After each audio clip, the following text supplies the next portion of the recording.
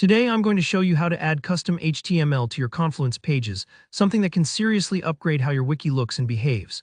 By the end of this tutorial, you'll know exactly how to embed your own HTML, CSS, or even JavaScript, making your pages more interactive and tailored to your team's needs.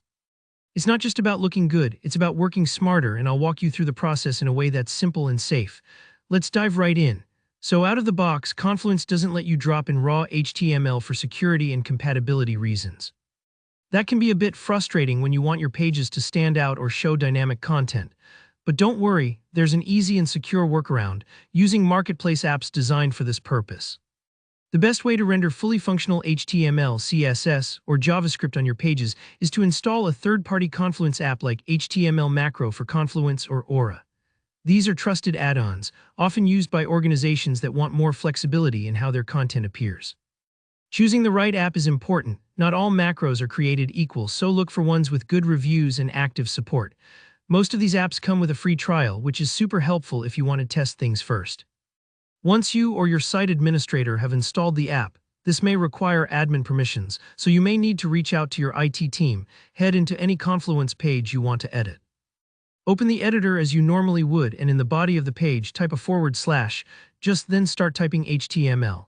You should see the HTML macro from the app you just installed pop up in the list of options. This is basically a special container where you can safely add your code. It keeps things separated from the page's main content, so if something goes wrong, it won't take down your whole page. Now click to insert the macro and you'll see an area where you can paste your HTML code. Take your time here. If you're adding some custom stylings with CSS or you're embedding a simple widget, drop that code directly into the macro's body. This setup is extremely flexible. You could embed forms, interactive charts, or even small snippets of JavaScript. It's almost like giving your Confluence page a backstage pass to all the cool things the web can do.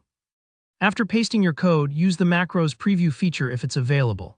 This will let you see exactly how your HTML displays before saving the page, which can save you from surprises later on. If your content isn't showing up perfectly at first, don't worry. Sometimes a little tweaking is needed, especially if you're working with complex code or relying on external libraries. Give yourself a moment to experiment and see the changes. Once you're happy with how everything looks and feels, save your page. That's it. Your custom HTML is now live, functional, and fully integrated into your Confluence space. Remember, this process doesn't just help your pages look cooler. It helps your information stand out, keeps your team engaged, and unlocks real customization power for your workspace. If you found this tutorial helpful, please give the video a thumbs up. It really supports the channel. Drop any questions or share what you're building with custom HTML in the comments below. And if you want more tips for mastering Confluence and other productivity tools, don't forget to subscribe. Thanks for watching, and I'll catch you in the next one.